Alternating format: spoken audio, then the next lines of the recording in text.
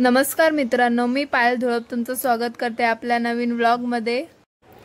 तुम्ही माझा अंडरग्राउंड गणपती मंदिराचा व्लॉग बघितलाच असेल, तर गणपती मंदिराच्या थोडं पुढे येऊनच शनी मंदिर आहे।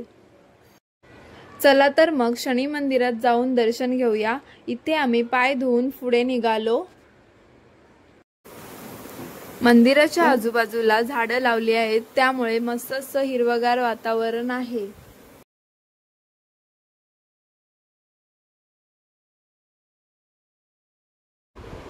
पुढेच येताच आम्हाला 2 तोफा दिसल्या।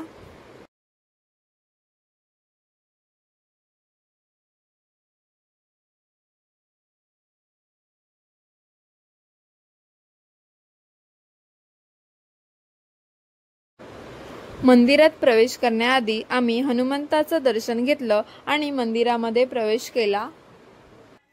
मंदिरामधील वातावरण खूपच शांत आणि मस्त आहे।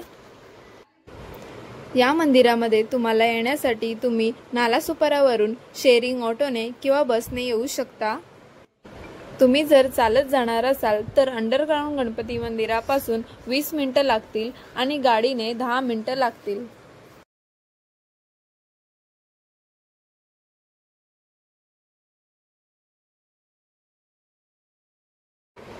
मग आम्ही दर्शन घेतलं आणि बाहेर आलो। मंदिराच्या समोरच गार्डन एरिया, तिथे लहान मुलांना खेळण्यासाठी आणि मोठ्या माणसांना बसण्यासाठी सिटिंग अरेंजमेंट केली आहे।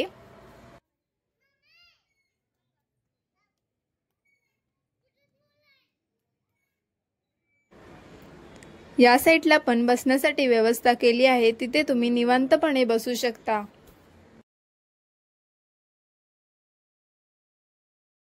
याच परिसरात अजून एक मंदिर आहे, ते म्हणजे बाळूमामाचं मंदिर। इथे आल्यावर शरीरच नव्हे तर मन देखील शांत होतं।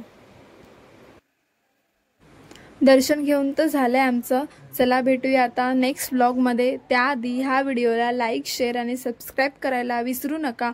आणि तुम्ही पण जर अंडरग्राउंड गणपती मंदिराच्या इथे आला असाल तर ह्या मंदिरांना नक्की भेट द्या। Bye bye.